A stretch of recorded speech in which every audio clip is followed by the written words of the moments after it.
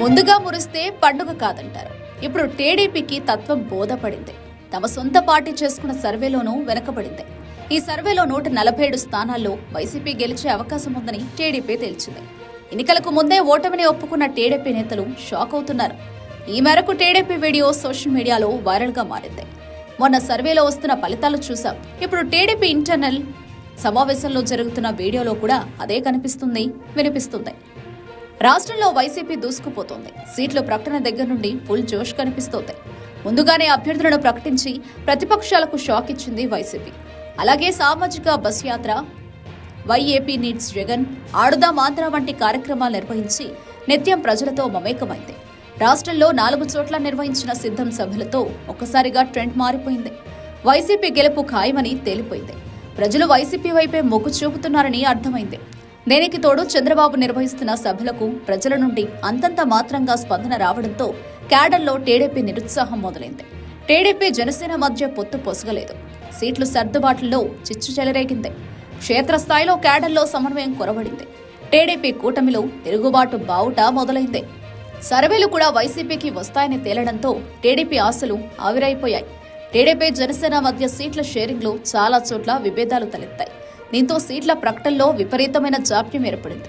దీనికి తోడు 147 నియోజకవర్గాల్లో వైసీపీ ముందంజలో ఉందన్న వీడియో ఒకటి బయటకు లీక్ అయింది. ఈ వీడియో సోషల్ మీడియాలో వైరల్ అయింది. టీడీపీ ఇంటర్నెట్ మీటింగ్లో పవర్ పాయింట్ ప్రెజెంటేషన్ ద్వారా TDP state election cell coordinator Koneru Suresh party నేతలకు దిశానిర్దేశం చేశారు.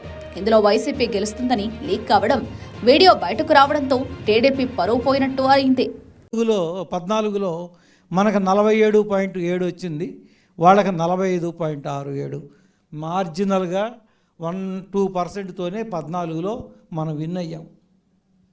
ఆ తర్వాత ఓట్లు చీలికి మూలాన మనకి 23 సీట్లకే వచ్చాం.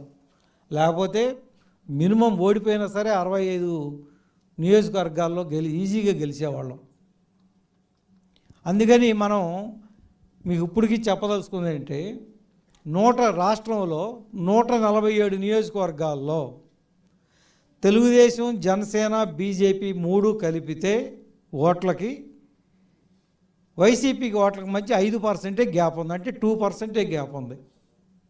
మనం 2019 ఓట్లని సస్టైన్ చేసుకుని ఇంకొక 2% ఎక్స్ట్రా తెచ్చుకుంటే 147 కాన్స్టిట్యున్సీలు గెలవచ్చు. 28 కాన్స్టిట్యున్సీలు, ముఖ్యంగా కర్నూలు అండ్ కడప, అక్కడ తెలుగుదేశము, బీజేపీ, జనసేన కలిసినా కూడా వైసీపీకి మనకు వాళ్ళకి మధ్య గ్యాపు 10 లక్షల ఓట్లు తేడా ఉంది. 10 లక్షల ఓట్లు తేడా, చాలా చాలా వైడ్ మార్జిన్ ఉంది. అందుకని మేము ఇక 175 నియోజకవర్గాలని సమానంగా అందుకని మేము బలహీనమైన నియోజకవర్గాలు, బలమైన నియోజకవర్గాలు కొంచెం పక్కన పెట్టండి, అన్నిట్లో సమానంగానే పనిచేయాలి.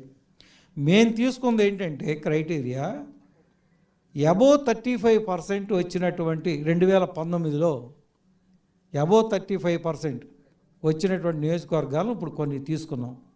ఇంకా ఈ 30 కాన్స్టిట్యున్సీలు కాకుండా ఇంకా అందరం పనిచేస్తానంటే